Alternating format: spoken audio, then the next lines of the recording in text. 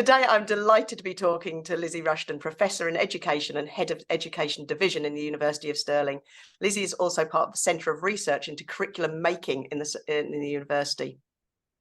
Well, it's really good to be able to have this conversation. Thank you so much for taking the time to talk to me today. I've been thinking a lot about this term curriculum and what a curriculum for sustainability might look like. As an educator of teachers, what do you understand by the term curriculum? When I'm thinking and talking about curriculum and curriculum making, I draw on the work of Mark Priestley and colleagues who understand curriculum as a social practice, which is made by teachers working with other actors and groups, including young people. Curriculum making happens in different sites, of course, in the classroom, but also beyond the classroom and interactions with wider society. Curriculum making includes different practices, including content selection, so what's included and what's not. It also includes how content is taught and assessed. Teachers have key roles in how curriculum is negotiated, interpreted, mediated. They are curriculum makers, so curriculum is really complex. So it's not just a sheet of paper or a required list of knowledge that needs to be taught. Oh, of course, we have curriculum documents, for example, the national curriculum, which sets out what should be taught, so what knowledge, skills, capabilities young people should develop through education. These documents themselves are already produced through interpretation. There are choices made about what's included and what's not, but the curriculum which is taught in schools goes beyond this document. So school leaders and teachers interpret how a national curriculum should be enacted in their local communities. Curriculum making is a series of practices and occurs across different sites with different groups. It's a layered practice. So thank you. I've heard of the terms macro, meso, and micro in relation to curriculum. Can you explain the difference in these layers? Absolutely. So when exploring curriculum making, scholars have considered the different levels or layers or domains or sites where curriculum making occurs and how these interact with one another. So at one end of the scale, we have the Supra level with international frameworks, for example. The macro could be focused at the national level with ideas of attainment levels or exams or curriculum. And then at the meso level, we've got schools or groups of schools or other bodies. And then at the micro level, we've got the classroom and the nano, the individual learner, perhaps with a personal plan for learning. So these different levels interact with each other in complex and often unexpected ways.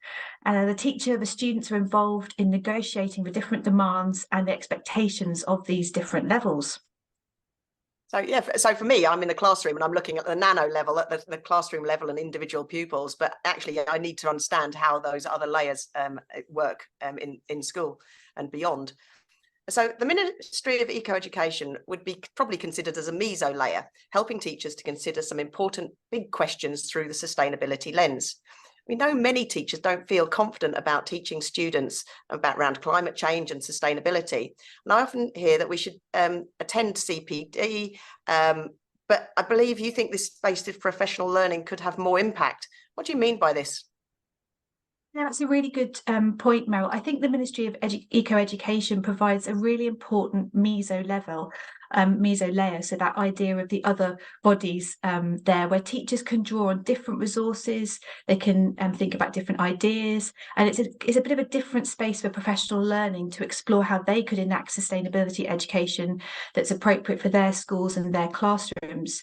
So for me, this emphasis on professional learning through this kind of meso layer is important because it's foregrounding the expertise and the active role teachers have as curriculum makers, rather than positioning them as passive actors who implement or deliver a set of resources, so they therefore need training as opposed to education. Yeah, and we do need that definitely in schools from the chalk face. I can assure you of that. You also speak of teacher agency in relation to curriculum. What do you think the threats or opportunities are to teacher agency and curriculum reform over the coming months and years? Yeah, another really great question there. So I think teacher agency and curriculum making are perhaps two sides of the same coin. So again, I'm drawing on the ecological approach to teacher agency, the work of Mark Priestley and his colleagues, where teacher agency is not understood as the capacity of an individual teacher which needs to be developed. Teacher agency is something that teachers can achieve when they have the structures, the conditions, the resources to enact that agency. So examples of those could include a supportive school leadership or time to engage in professional learning.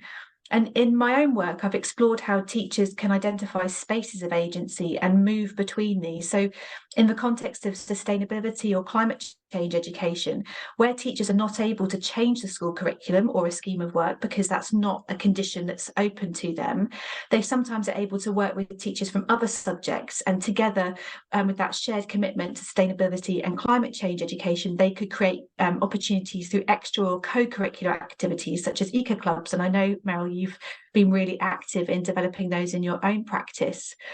And if we're thinking about England in particular, in the context of a really crowded curriculum where climate change and sustainability education can often focus on learning the scientific or the technical facts of climate change, these other approaches are really important ways forward to expand our sense of climate change and sustainability education.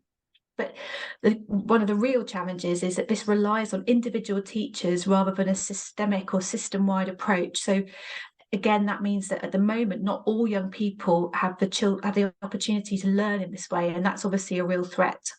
Yeah, absolutely. So in based on my main areas, the Key Stage 2, Key Stage 3 curriculum in science, I find it outdated and over full, which means I struggle to get everything I want to get in curricular time. So hence the need for extracurricular opportunities for the children, so they can, have their own agency in terms of taking action.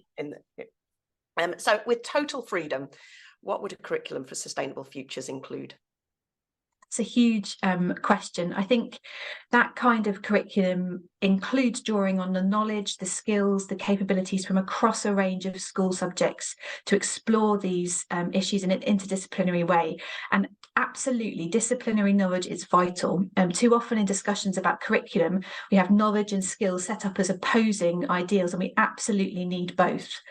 I think a curriculum for sustainable futures also includes the affective domain. So we're thinking about how we attend to the emotions.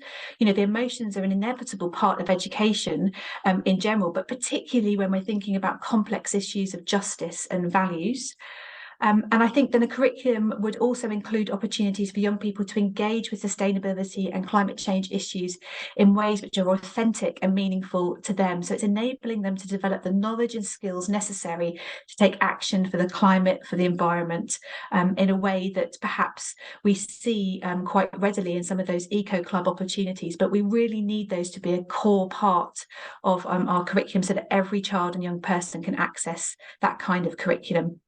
Absolutely. I think that, I think we're heading towards curriculum reform, and there's huge opportunities for doing some really amazing things in schools, but teachers will need that support. I often share the BERA Manifesto for education for environmental sustainability with people. I think it's just a lovely, lovely short document to see.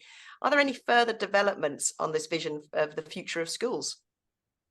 Meryl, that's really kind of you to highlight that. I think one of the ways I think the manifesto is valuable is it, again, when we're thinking about curriculum making, it's highlighting the different spaces for education for environmental sustainability. So it highlights the classroom, the school, which includes the school site and operations. It's not limited to the classroom, and then it explores work in the community and then also at policy level. So that's really consistent with those ideas of the different sites and contexts for curriculum making that we talked about earlier. And we can see in the new Department for Education Strategy for Sustainability and Climate Change, there is a recognition of the value of school sites as context to learn about nature, for example.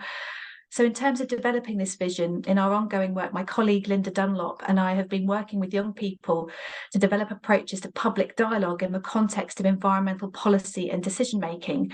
So really attending to the political dimension of sustainability and climate change education, and providing alternatives to environmental education and climate change education, which can be depoliticized. Yeah, so I sometimes get myself caught up in the political impartiality discussions. Our environment and politics, our social, everything is intertwined with this. It's a really knotty problem. So it's difficult to dissociate politics from education, because by very nature, the government decides on what goes into the national curriculum. So finally, in the Ministry of Eco-Education, we talk about generating teachers and teacher educators as activators to drive change. How do we promote action on education for sustainability in teachers who are often feeling really quite tired, or that they lack the freedom to act with autonomy? This is an absolutely critical question, Meryl, and it returns to our idea of agency. So how do we create the conditions through which teachers can achieve agency in relation to climate change and sustainability education? So for me, this is partly a question about the purpose of education and the professional lives of teachers. I'm sure that many of the teachers that you work with through the Ministry of Eco-Education and many of the teachers that we work with through the Manifesto, they saw this work as part of their professional identity and purpose, and that sustained them through the inevitable periods of challenge, of exhaustion that we all experience as teachers and teacher educators. So this is also returning to our ideas of professional learning and communities of practice. The Ministry of Eco-Education brings together teachers, practitioners, school leaders, young people and others. It creates those spaces of professional learning which provide support, encouragement, which can contribute to the conditions where teachers can achieve agency. I think we always need to remember that this is a collective, collaborative effort which also requires rest. Rest, that's something I don't get much of, because I find talking about, you know, the potential and the opportunities for environmental education really energizing, you know, and it's re-engaged me, you know, from picking up the Sustainable Development Goals years ago. It just re-engaged me with why education is so crucial. You know, SDG 4, you know, a quality education, and SDG 4.7 specifically relating to that environmental education. And I think the UN Rights of the Child has even included that all children should now have access to environmental education. So this is critical. We're at a turning point. Lizzie, that's been a fantastically informative discussion. There's so much change happening. It's in climate and sustainability education. It's challenging to keep up with what's going on, but I know you're always a great point of contact to have, to just make sure I'm thinking on the right kind of lines with academics from the, you know, from my point of view, from the chalk face. Thank you so much for your time. Mel, it's been a real pleasure. Okay, I'll chat to you soon, Lizzie. Bye. Bye-bye.